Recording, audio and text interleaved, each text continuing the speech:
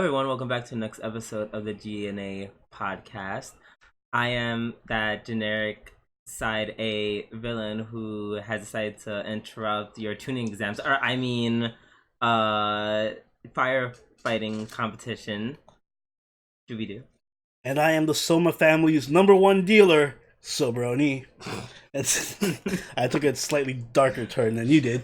Today, we're back with more delicious, delectable anime for your consumption with a new week in shows. So let's get right into it with the return of Vinland Saga, episode 4, after a 3-week break or 2-week break. Yeah. So this is basically what I assume is going to happen. It's going to be the conclusion of the pirate attacks, which would lead to Thor's dying. Yeah, spoilers, Thor's died. Yeah, I wouldn't call it a spoiler. If you were unable to see that coming, I don't know. You might need some help. I think you should be doing more important things than watching anime at that point. I loved. Yeah, I still really like this episode. Just because you knew it was coming, it did not. It was something like it's like the execution was so good. It's like even though you know where it's headed, as opposed to something like it's funny because this is going to contrast so much with what we're going to say about Fire Force, I think. But even though I know where it's going, it was so good and well done. I'm like, damn it, I enjoyed the hell out of it. Thor's is a badass. Yeah, he had a badass death scene. He literally died standing. Mm-hmm. Like, who the hell does that? Like, they were really going out of the way to make him seem like such a badass, and they succeeded. Yeah. I really, really liked that it had some Game of Thrones-esque vibes with Ned Stark's death, where he was just like, honor, glory, must be honorable, best, most honorable, good person, and everyone else was like, dude, we're fucking Viking pirates. We don't give a shit about you're going to die. Yeah. He's like, you could be the strongest, most badass person in the world, but, you know, if you care about being fair and honorable and you're fighting pirates, it ain't gonna work out so well for you. Yeah. So... And that's basically what happened. I really like Askeladd's character. I think we're going to be seeing him a lot in this series. I'm thinking he's going to be like the adoptive father of Thor's. Yeah, I was thinking the same. It's like, wow, you're raising the son of the guy you killed. Oof. You can't like that. Yeah, I love that he has so much like depth. Like you couldn't tell when he was joking around. He's clearly really bothered by the fact that Thor is so much of a better person than him. Like, oh my god, I killed such a good man. Like he literally did not kill a single one of my men. He went out of his way to spare everyone. Yeah, he was so pissed about it. I had to kill him. What? No one died? I know. Yeah, fucking it's like, great person. It's like he found even less justification to kill this guy. Oh yeah, it was great. I'm kind of curious how, Thorfinn ended up on the ship. Like, he just stowed away on another ship. No one noticed, like, hey, where's the kid at? Oh, don't worry about it. Don't pay it any mind. He'll show up eventually. There's only so many places you can hide on a small-ass ship. What happened? What were the other people from Thor's village doing? Yeah, it's not like this is the Titanic. The ship space is very limited. So like all the trouble because of Thorfinn. You would imagine like you would keep Thorfinn next to you. He's not that rambunctious of a kid. You could just knock him out or something. Yeah, they should have. To be honest, a few times in this episode. I'm not a fan of that type of character where he's just like angry, yelling, and like, "Why you killed my father?" I get it, but it's like. Everyone else is so much more complex and interesting, and then the main character is just like, I'm so mad you killed my daddy. He's a kid. I know. He can't be more complex. I just hope they don't focus on him. I hope it was like he's a side character in the show.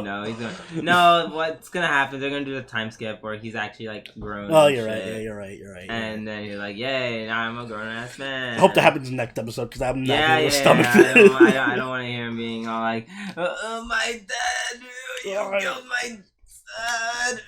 I'm all alone. Yeah, please. Talking in this kind of constipated voice for 20 some odd minutes. I just finished Attack on Titan. I don't need another Eren here. We're good. Yeah. But yeah, great episode. It looks like it's going to be a great series, and I'm excited to see where it goes, because I'm guessing this is going to be a tale of revengeance. So yeah, where he's going to be like, well, you're just paid to kill my dad. I'm gonna go after people who wanted him dead. Yeah, what's the other guy's name? Floki? Yeah. Yeah, so interesting. Let us move on to another interesting show in Danmachi Season 2, Episode 3. Let's see what happened. So this episode was just, it was alright. I liked it. I liked it a lot. I think it was more so of just seeing Lily's trauma and struggle was really interesting, and seeing like the whole political nature of the families play out. It was really interesting to me. Yeah, I'm just saying it was a little bit more. I don't know. I feel like after a while, I'm like, okay, I get it, Lily. You went through some shit. Well, she always goes through some shit. That's like her character is just, oh, let's just abuse this shit. I don't think there's a. Oh, I hate I feel like they do that. Of all the characters though in anime, she's definitely maybe towards the top of the list when it comes to just being abused and shitted on constantly. Yeah, I don't like when they make characters one-dimensional in that sense. They're like, I literally only exist to get shot on. It's like, alright. We find out that she was like addicted to the Soma family heroin business that they have going. Heroin like super wine. Heroin. Yeah, they lace their wine with like crack and heroin or something, and fucking give you. It's like a fucking speedball. Or yeah, some shit. The Soma god is like the #1 drug dealer in all Orario. So it was. I just like Lily as a character. I think she's a fun character.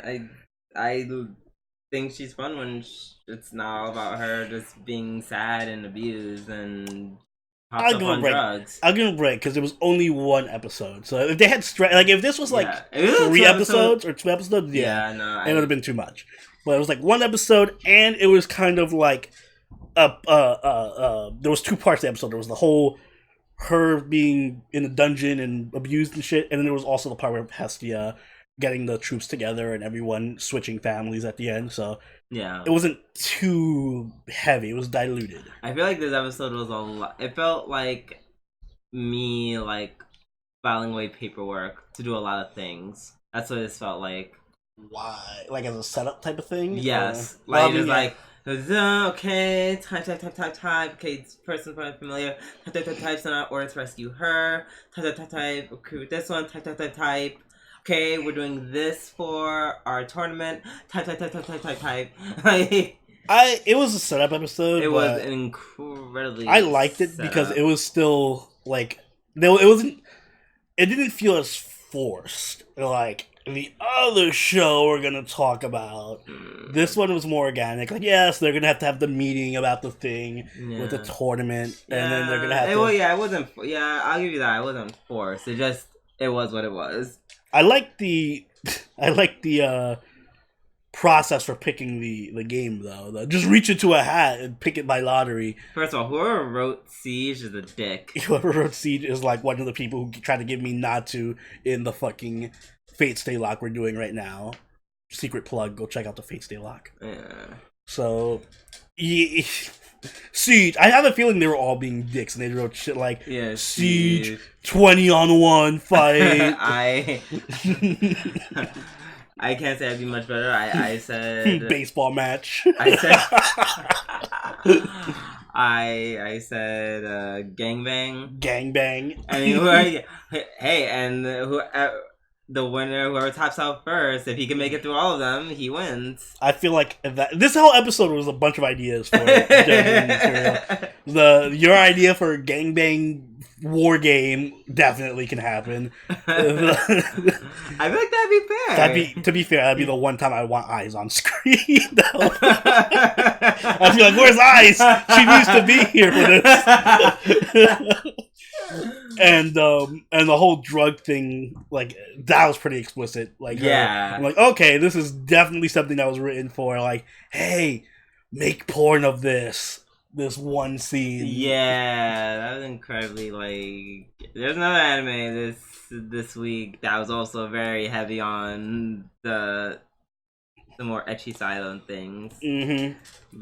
But yeah, it's very, like I said, it wasn't.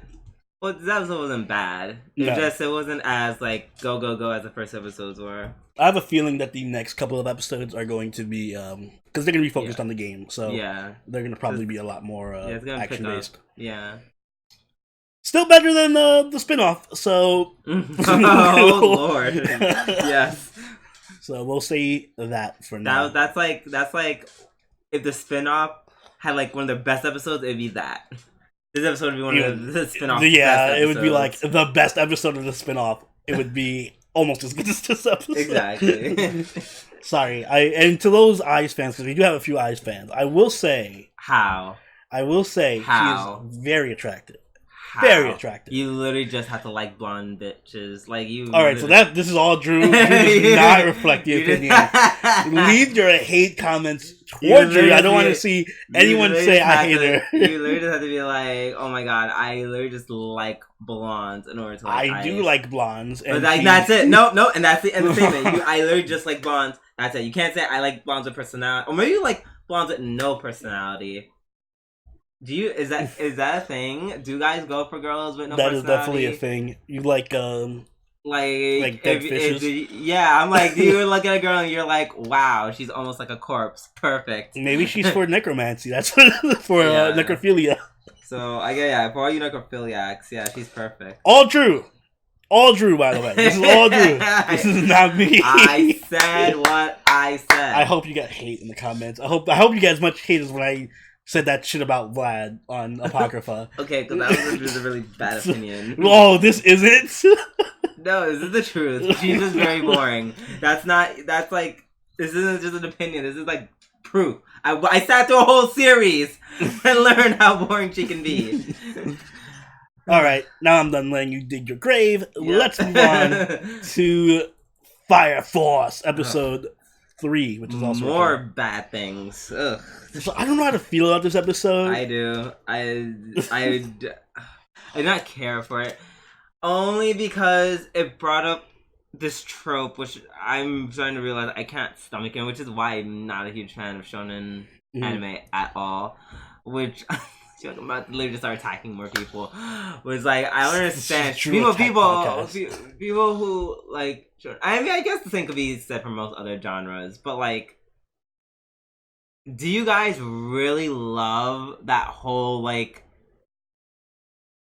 setup of like main character going through a series of tests and then some bad guys come in the middle of it? Do you guys love that like plot device in shonen? Do you guys literally cannot live without it?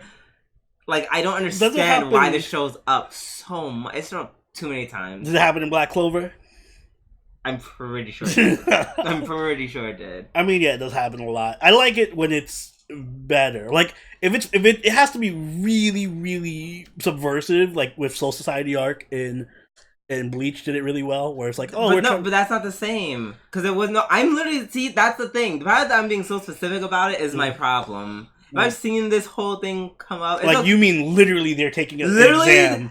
They're taking a test, and a bad guy comes to interfere, and they're like, oh my god, this isn't just a test anymore. Ugh. Literally, over and over. I've seen that one too many times. I remember in Naruto. I can't think of another example right now off the top of my head. Naruto, Black Clover, I think Nejima did it. I'm pretty sure Nejima did it. Well, no.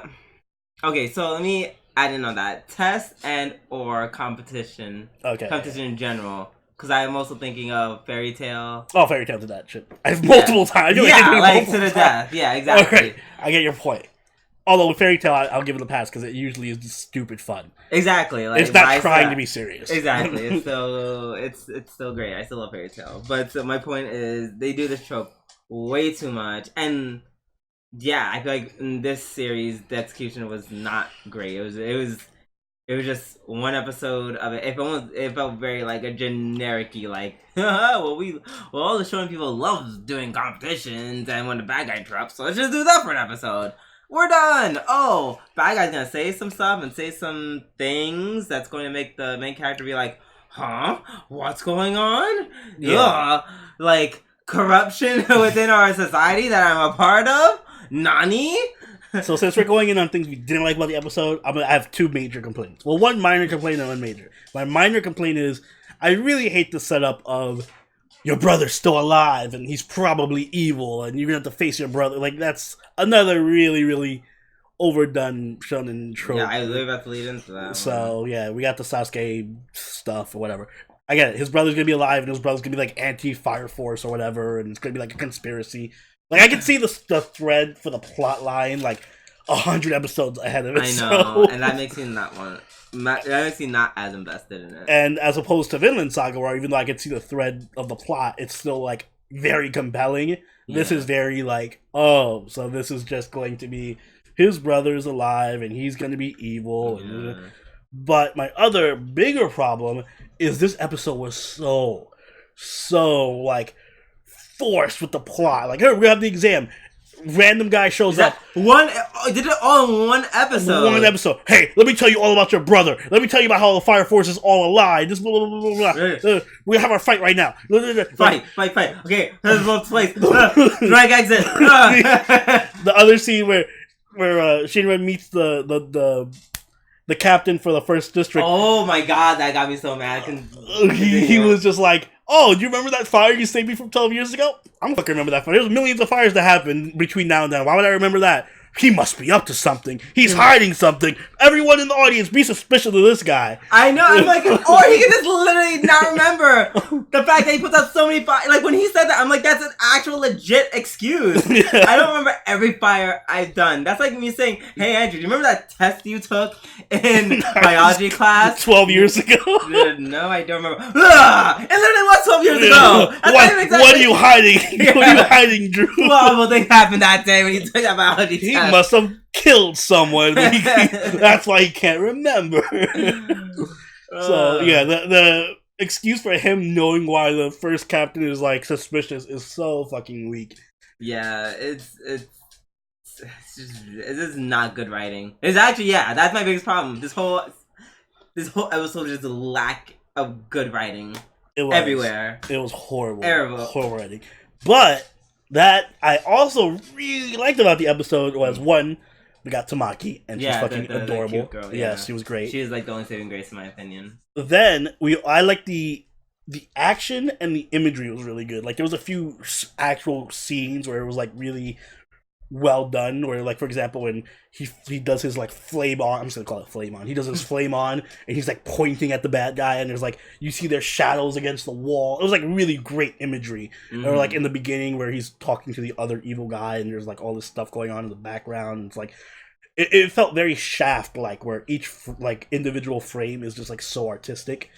So that, and the animation was great. So yes, those two things. Yeah, yes. I will give credit when credit's due. The fighting was good. Some of the shots were really well done, but very much like Shaft.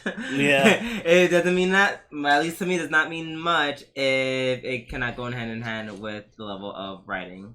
So yeah, bad writing, great animation, great shots, great new character, but it definitely needs to I don't know, tone down the tropes. Yeah, it just triggered me specifically because I'm like not the hugest shonen fan, despite how much I watch. Yeah, the guy who's not the biggest shonen fan over here, standing for Black Clover constantly. I'm okay. You're going a little far. First of all, I constantly complained about their fighting anime. I literally went on a whole like tangent about how I don't like some of their fighting sequences because they blur everything to the point. Because I'm going really fast, and then everything just looks blurry, and then I'm just like, okay, this just looks like lazy animation as opposed to like you trying to prove your point that they're going really fast. And also like the corruption aspect of like each fire force reports to a different entity, and they're somewhat corrupt. That's kind of interesting. I hope they expand on that. I'm just like, can we not have like a giant organization that has to happen to be corrupt, that happens to do with something that happens to like coincide with the tragedy of the MC? Like, yeah, another thing. Like, there's something wrong with Ambu. I mean, the Special Fire Force. Like, I feel like this is definitely a show that is from 2006, but it's like in 2019. And I don't know if that's a good thing or a bad thing, because it's like triggering my nostalgia, but at the same time, it's like you need to like step up your game with some originality here. Yeah, I agree. Either way, let us move on to something that is very 2019, I guess, in a way. Dumbell Nan-Kilo Moteru. Episode 4.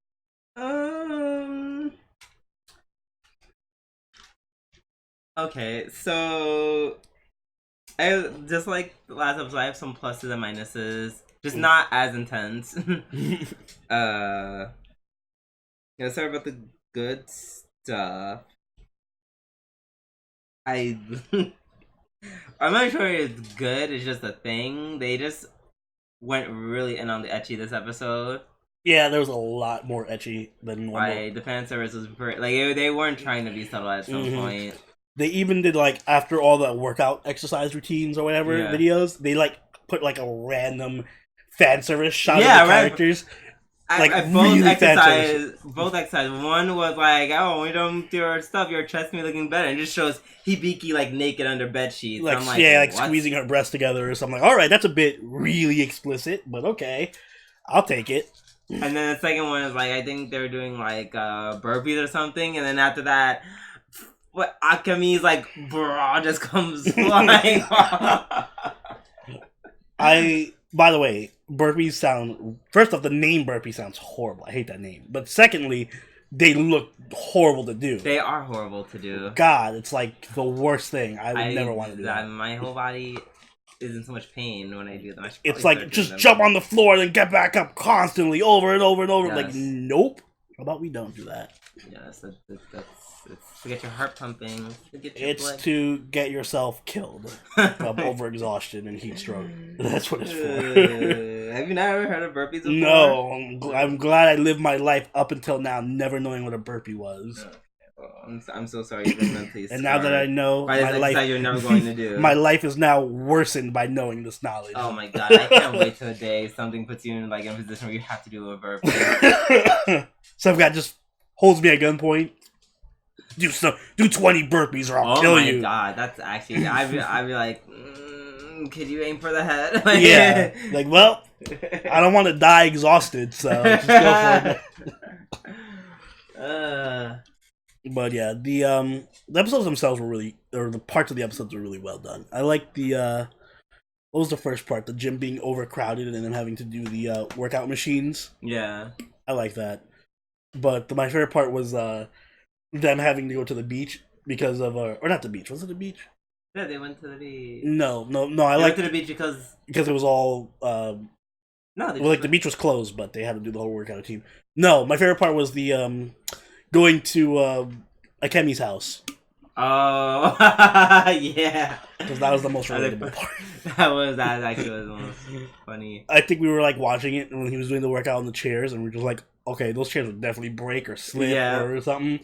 And lo and behold, they did. Yeah, they did eventually. That moment of I love that they perfectly captured that moment of oh shit. Mm-hmm. Like, oh, watch this! I'm gonna put extra weight. That was funny. My gripes with this episode was that I feel like while that moment was funny, outside of that, I can't really think of any other moments that were just like ha ha ha ha. Yeah, it was really subdued. This was definitely more of a workout oriented episode. Yeah, and I'm not a huge fan. Well, not a huge fan.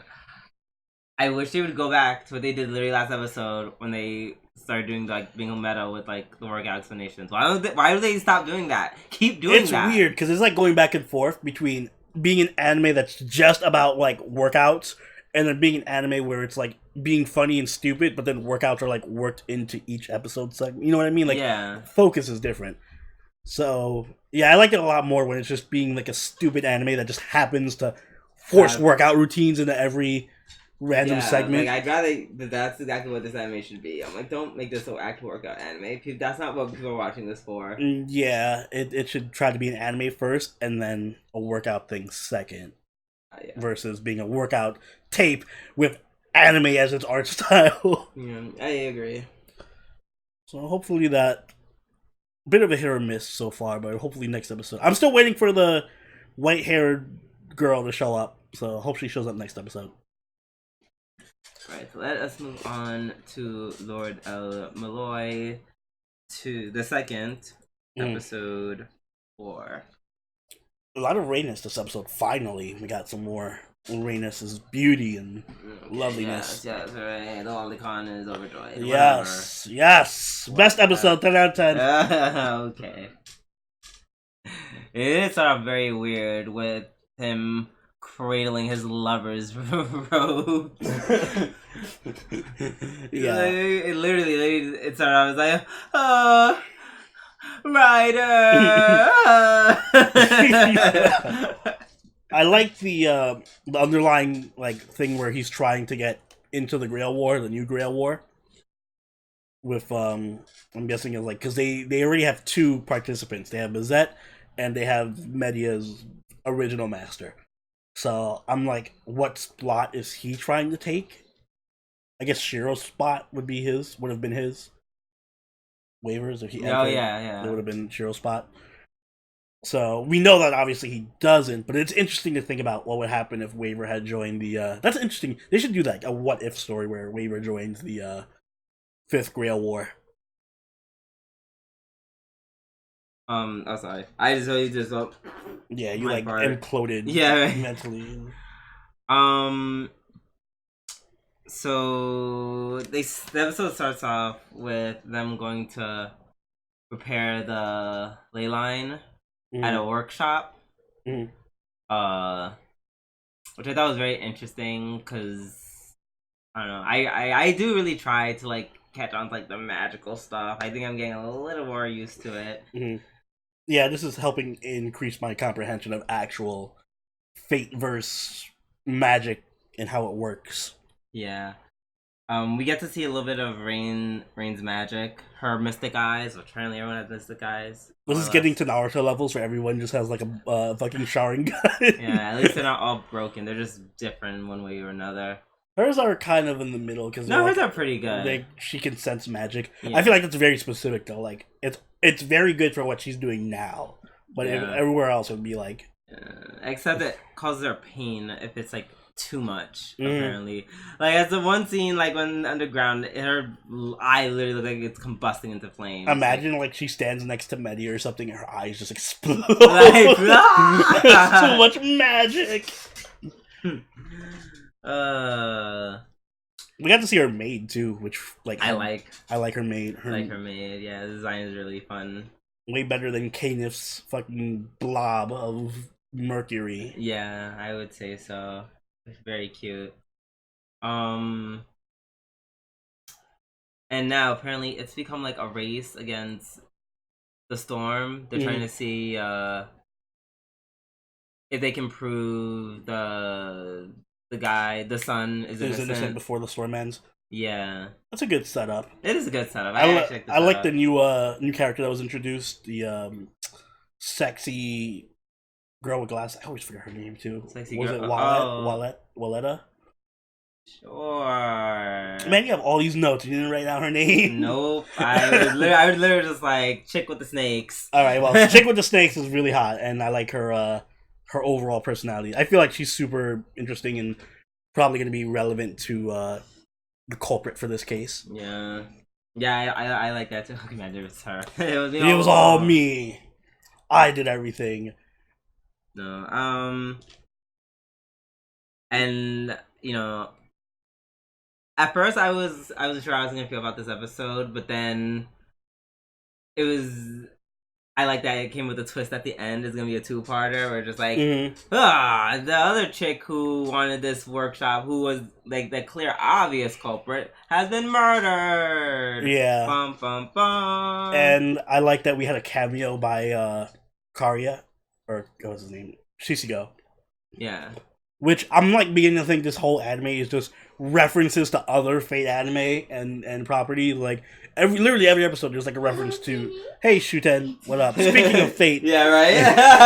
And crossovers.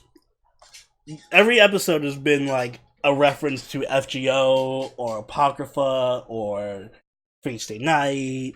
So they just flat out put Shishio in here from Fate Apocrypha and like, hey, he's a friend of the necromancer that died, so he's here. I'm like half expecting Mordred to show up or something. I hope she does. She just fucking takes over Grey or something. Yeah. Starts channeling Mordred. Please let that happen. Mordred face all of a sudden. It's just Mordred's face with gray hair. Grey gets all tomboyish. Yeah, this is a good episode. I'm looking forward to the conclusion. I'm actually curious to see who did it. Mm-hmm. The who done it, the why done it. I also really like the Reyna scene at the end with her in the bed and her like teasing. Oh yeah. Like, oh yeah, we should make a baby, even though your medical certificates are shit. Yeah, I love Reynas. Never change, Reynas. Yeah. All right. Well, let us move on to what I'm sure is maybe our episode of the week. Is it what I think it is? Kousei. Yeah, damn right it is. Mudazukai. Yeah, damn right it is. Episode 4. We literally couldn't finish watching this because we had to stop. Like, we had to pause it every 5 minutes to laugh our ass off and then resume it. Yeah, laugh and or take notes. Okay, so and see, this is the reasons why I felt like the Dumbell anime had to pick it up, because I'm like, see, compared to this episode, you guys are very weak. As a whole, you guys are very weak in comparison, in my opinion. So compared to Joushi Kousei, when it comes to pure comedy, yeah, I'd say so.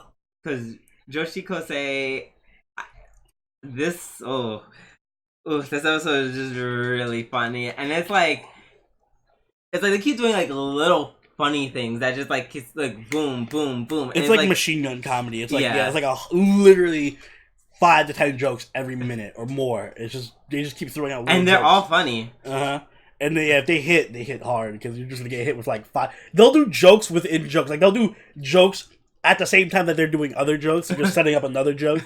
So it's really very much like I don't think of another show like Honey Pony Dash or what's the other one? Shouboutai from last year.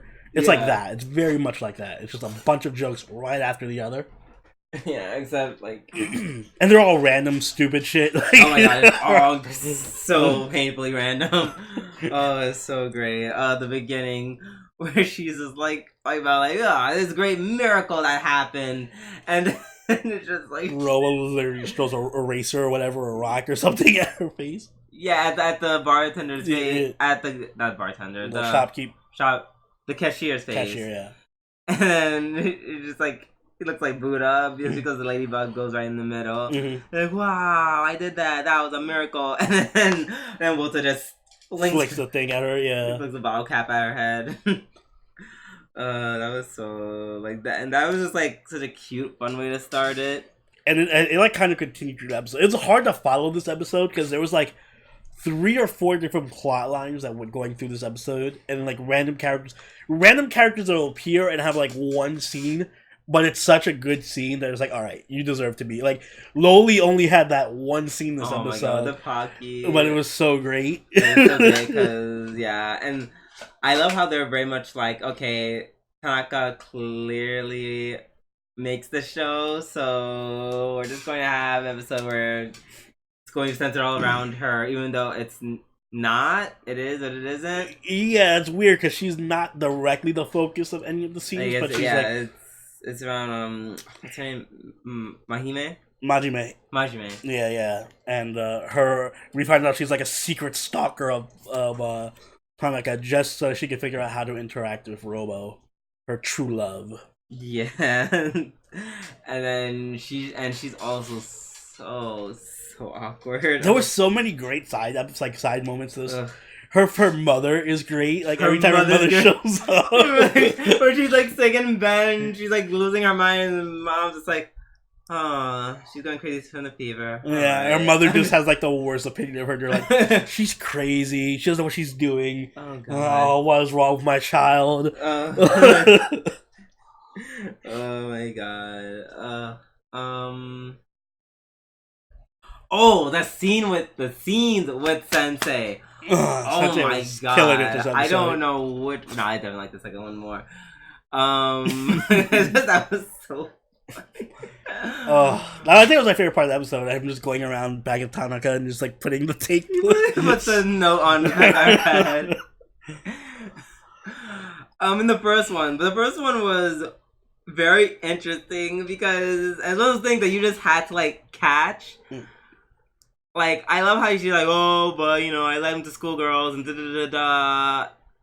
Like, you like schoolgirls, blah blah blah blah. And you know how he like goes on that rant? Notice how he basically just did that just to avoid the fact that to say that he admits liking schoolgirls. Yeah. He totally just to change the topic, talking about like sushi. Yeah. He does like these. Oh, he's such a fun character though. He's really funny. Oh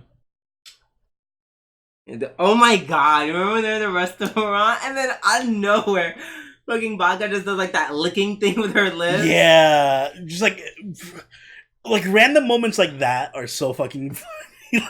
Like they focused on her for like a good 20 seconds from different angles. Okay.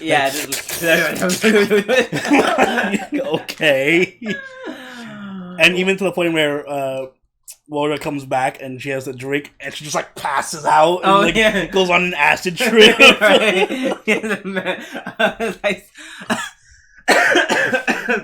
Sorry, she had like this memory of like from her in fucking middle school. Oh, sorry, I need some fucking water. Oh. We're dying all over again. We can't finish this.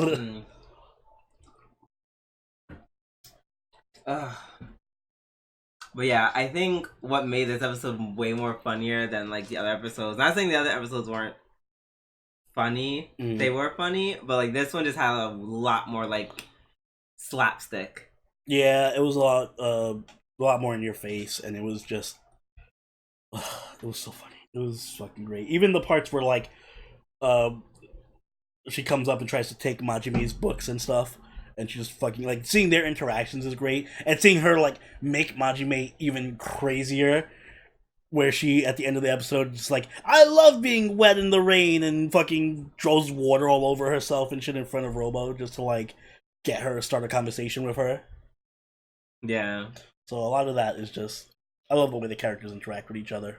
I love being in the rain. Woo! I love the feeling of cotton sticking to my skin, like... Fucking get sick. Hope she doesn't catch the Japanese cold and like dies next episode. The Japanese cold. Oh my god! Wait! Before we move on, no, where she like shows all her exam grades. Oh, the royal straight and then she's like, "Wait, why do you have like a 1, 9, 10, 11? Wait, is this a world straight flush?"